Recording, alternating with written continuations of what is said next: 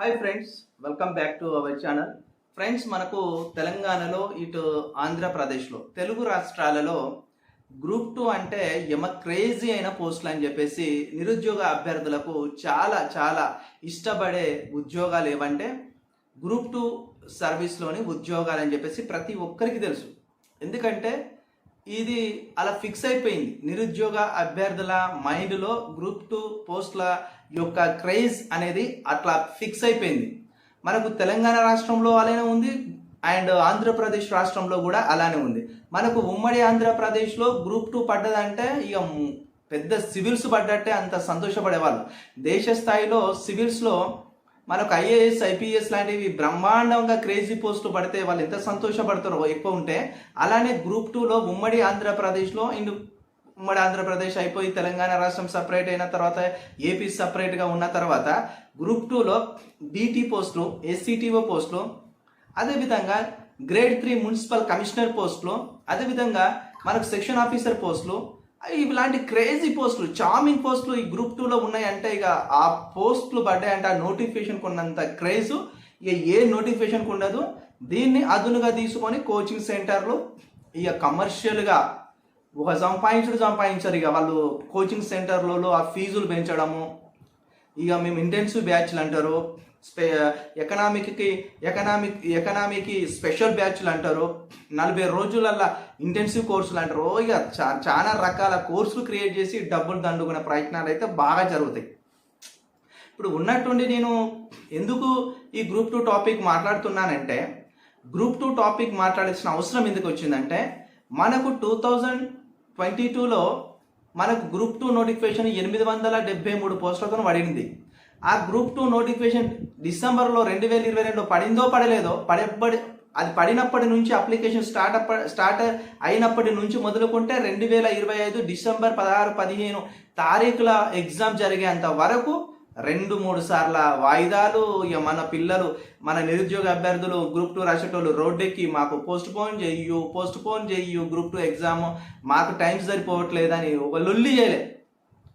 ఒకసారి పోయి కోర్టులో కూడా కేసులు వేసారు, మాకు టైం దొరకలే, మాకు వాయిదా వేయాలని. ఒకసారి అప్పుడు కేసీఆర్ ప్రభుత్వం బీఆర్ఎస్ ఉన్నప్పుడు అప్పుడు అసెంబ్లీ సమావేశాలు జరుగుతుంటే కేసీఆర్ ఎమ్మెల్యేలు కూడా అసెంబ్లీలో ఇట్లా నిరుద్యోగుల అభ్యర్థులు ఇట్లా డిమాండ్ చేస్తున్నారు, వాళ్ళకి కాసింత టైం కావాలంట, పోస్టులు పెంచాలంట, కొంత టైం ఇవ్వాలంట. అంటే అప్పుడు టైంలో ఇప్పుడున్న శాంతకుమారి సిఎస్ అప్పుడు కూడా ఉంది ఆమె ఈ యొక్క అసెంబ్లీ సమావేశాల యొక్క విరామ సమయంలో కేసీఆర్ డైరెక్ట్ ఆమెతో మాట్లాడితే, సార్ ఇప్పుడు ఆల్రెడీ ఎగ్జామ్ మనకు డేట్స్ రేపో ఎల్లుండో ఎగ్జామ్ జరగబోతుంది, ఇంత తొందరలో మనం వాయిదా వేయడం కుదరదు, ఖచ్చితంగా ఎగ్జామ్ జరిగించాలంటే మళ్ళీ అసెంబ్లీలో కేసీఆర్ ప్రకటన చేస్తాడు, ఇప్పుడు అయితే ఆగదు, ఎగ్జామ్ జరుగుతుంది, నెక్స్ట్ మళ్ళీ మన నోటిఫికేషన్ వచ్చినప్పుడు చూద్దామంటాడు. అప్పుడు మన తెలంగాణ నిరుద్యోగ గ్రూప్ 2 అభ్యర్థులు అందరూ ఎమ్మెటే నాంపల్లి ఫ్లైఓవర్ కిందికి వెళ్ళిపోయి టీజీపీఎస్సీ ఆఫీసును గట్టిగా ముట్టడిస్తారు. నైటే దెబ్బగా ప్రభుత్వం దిగొచ్చి నైటే టీజీపీఎస్సీ వెబ్సైట్లో ప్రెస్ నోట్ ఒకటి పెట్టేస్తారు, మేము టీజీపీఎస్సీ ప్రెస్ నోట్ ఏమంటుంది, మేము గ్రూప్ 2 వాయిదా వేస్తూ ఉన్నాం, తర్వాత కొన్ని రోజులకు మేము ఎగ్జామ్ డేట్స్ డిక్లేర్ చేస్తామని చెప్పేసి అంటారు. ఇప్పుడు ఇలాంటి పరిస్థితే సేమ్ ఏపీ తెలంగాణ లాంటి పరిస్థితే సేమ్ ఆంధ్రప్రదేశ్లోని గ్రూప్ 2 అభ్యర్థులకు వచ్చింది.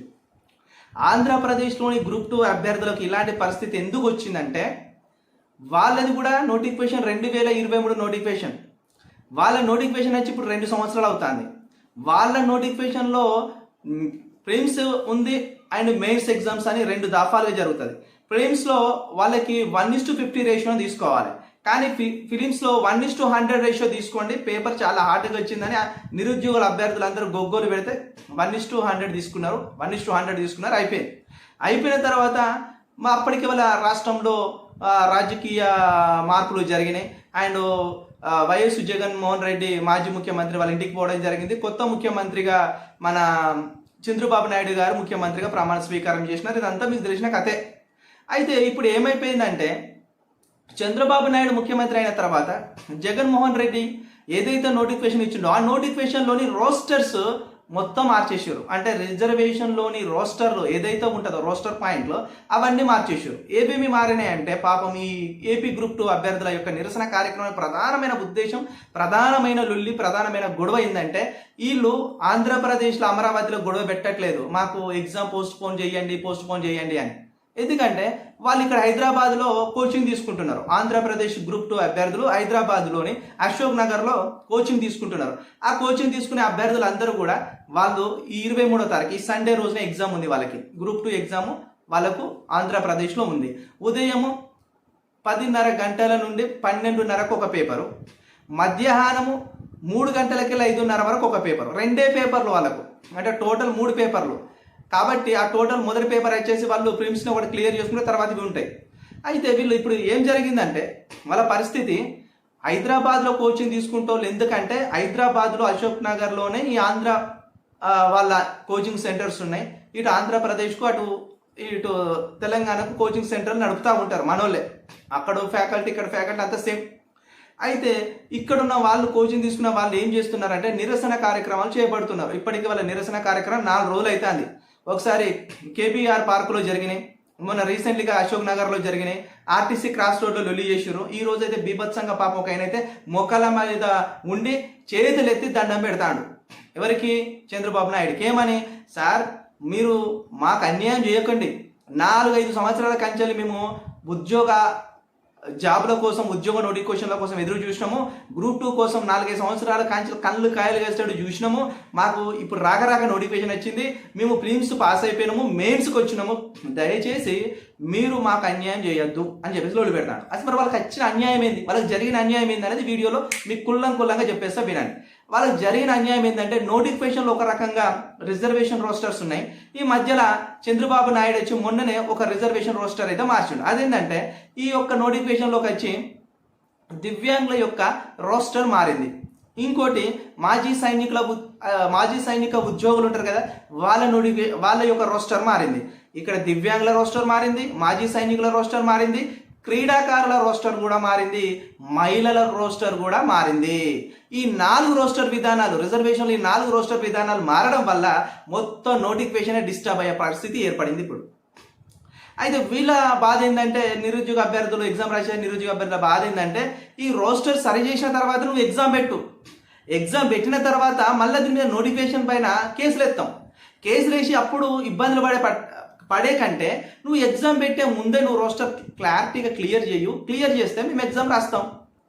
మాకు దీనిపైన చాలా అపనమ్మకం ఉన్నది, చాలా అనుమానాలు ఉన్నాయని వాళ్ళ లొల్లి. గవర్నమెంట్ ఏం చేస్తుంది, వీళ్ళందరూ పోయి హైకోర్టులో కేసు ఎత్తారు. ఈ నిరుద్యోగ అభ్యర్థులు, ఏపీ నిరుద్యోగ అభ్యర్థులు అందరూ హైకోర్టులో కేసు ఎత్తారు. ఏమని? మేము ఇప్పట్లో ఈ యొక్క ఫిబ్రవరి 23వ తారీఖు జరిగే గ్రూప్ 2 ఎగ్జామ్ రాయడానికి మేము ఎలాంటిగా మేము సిద్ధంగా లేము. ఎందుకంటే ఇక్కడ రిజర్వేషన్లో రోస్టర్ విధానాలు మారినాయి, మహిళా రోస్టర్ విధానాలు, అదేవిధంగా దివ్యాంగులే, అదేవిధంగా మాజీ సైనికులే, అదేవిధంగా మనకు మహిళలే, ఇవన్నీ మారినాయి, క్రీడాకారులే కూడా మారినాయి. కాబట్టి ఈ విధంగా బ్రేక్ చేసే అవకాశం ఉంది నోటిఫికేషన్. మేము ఇప్పుడు రాయము, మాకు కాస్త టైం ఇవ్వాలి, దీన్ని ఆపండి ఎగ్జామ్ అని చెప్పేసి వాళ్ళు హైకోర్టులో కేసు ఎత్తారు. కోర్టు ఏం చేస్తుంది? ఇక మీకు అందరూ తెలుసు కదా, హైకోర్టు ఎప్పుడైనా ఏం చేస్తుంది, ఎగ్జామ్ దగ్గరికి వచ్చినప్పుడు, ఎగ్జామ్ 10 రోజులల్లా, వారం రోజులు ఉన్నప్పుడు వేస్తే కోర్టుల కేసులు అయితే కోర్టు వినదు. ఎందుకంటే వాళ్ళు అప్పటికే ఎగ్జామ్ నిర్వహించే ఏజెన్సీలు కూడా వాళ్ళు అప్పటికే అన్ని సిద్ధం చేసుకుని ఉంటారు. కాబట్టి అవన్నీ చూసి ఇప్పట్లో మేము ఎగ్జామ్ని ఆపలేము అని చెప్పేసి ఎగ్జామ్ జరుగుతుందని వాళ్ళు తీర్పిచ్చారు. ఇక ఎమ్మటే నిరుద్యోగ అభ్యర్థులు పాపం అశోక్ నగర్ల ఆంధ్ర నిరుద్యోగ అభ్యర్థులు గ్రూప్ 2 నిరుద్యోగ అభ్యర్థులు మోకాలు నీట్ డౌన్ వేసి బాగా లొల్లి చేస్తున్నారు. అయితే నేను చెప్పవలసిన వీడియోలోని సారాంశం ఏంటంటే నిరుద్యోగ అభ్యర్థులది ఏ రాష్ట్రమైనా ఒకటే బాధ వాళ్ళది. ఈ పాలకులు అనేటోళ్ళు ఎక్కేదాకా ఒక కథ ఉంటుంది, గద్దెక్కినాక ఒక కథ ఉంటుంది. గ్రూప్ 2లో పాపం వాళ్ళకి నిజంగా రోస్టర్లు మార్చడం కరెక్ట్ కాదు. అది మహిళా రిజర్వేషన్ రోస్టరు, దివ్యాంగులది అండ్ స్పోర్ట్స్ కోటా, మాజీ సైనికులది అట్లా మార్చడం వలన పాపం ఇక్కడ ఎవరైతే సీరియస్గా ప్రిపేర్ అవుతారో వాళ్ళ ఓపెన్ పోస్ట్లకు కావచ్చు, వాళ్ళకి లేకపోతే వాళ్ళకి వచ్చే రోస్టర్లో ఏమన్నా ప్రాబ్లం ఉంటుంది, ఏమైనా డిస్టర్బ్ అవుతుంది, నోటిఫికేషన్ డిస్టర్బ్ అయితే మొత్తం పోయి కోర్టులో పడుతుంది. మేము ఇన్ని రోజులు చదివి ఇన్ని రోజులు నిద్ర లేకుండా తిండి లేకుండా అన్నిటి కోర్సుకొని చదివినాం కదా, ఏమన్నా అవుతుంది, ఉద్యోగం వచ్చే టైంకి ఇదంతా తలకాయ నొప్పిందని పాపం వాళ్ళంతా బాగా బాధపడుతున్నారు. పాపం వాళ్ళు కూడా గమనించండి. ఆంధ్రప్రదేశ్ చీఫ్ మినిస్టర్ చంద్రబాబు నాయుడు గారు వాళ్ళ గురించి కూడా ఆలోచించండి. మీరు ఏపీపీఎస్సీ చైర్మన్ అనురాధ మేడం అయితే మేము ఆపేదే లేదు, ఎగ్జామ్ ఖచ్చితంగా జరుగుతుంది 23వ తారీఖు అని చెప్పేసి మేడం అంటుంది. ఇది కరెక్ట్ కాదు. ఎందుకంటే మెజారిటీ పీపుల్స్ అందరూ కూడా రోడ్డుకి లొల్లి పెడుతుంటే ఎట్లా అండి? పవన్ కళ్యాణ్, ఆంధ్రప్రదేశ్ చీఫ్ మినిస్టరు మన చంద్రబాబు నాయుడు గారు వీళ్ళంతా మాదంతా కూటమి ప్రభుత్వం, మేము కూడా నిరుద్యోగుల పాలిట కలపతరపు పెన్నిది గొప్ప అని చెప్పుకుంటారు కదా. ఒకసారి చూడండి, మీ ఆంధ్ర వాళ్ళు వచ్చి మన హైదరాబాద్లో లొల్లి పెడుతున్నారు. జర చూసి వాళ్ళని సెట్ చేయండి. అందరు ఉద్యోగార్థులు ఉద్యోగం కోసం ఆశపడుతూ ఉంటారు. ఈ గ్రూప్ 2 అంటే ఏమో క్రేజీ పోస్టు కాబట్టి వాళ్ళని తొందరగా వాళ్ళ డిమాండ్స్ మీరు కన్సిడర్ చేయాలని మా ఛానల్ తరపున రిక్వెస్ట్ చేస్తున్నాము. ఈ ఛానల్ చూసిన ప్రతి ఒక్కరు లైక్ చేయండి, కామెంట్ చేయండి. ఇది ఆంధ్రప్రదేశ్ అభ్యర్థుల కోసమని కాదు, గ్రూప్ 2 అభ్యర్థుల యొక్క ప్రతి ఒక్కరి బాధలు ఎలా ఉంటాయని చెప్పడానికే మన వీడియో సారాంశం. వీడియో చూసిన ప్రతి ఒక్కరు లైక్ చేయండి, కామెంట్ చేయండి, సబ్స్క్రైబ్ చేయడం మాత్రమే. Thank you so much. Signing off, మీ చిలుక ప్రశాంత్.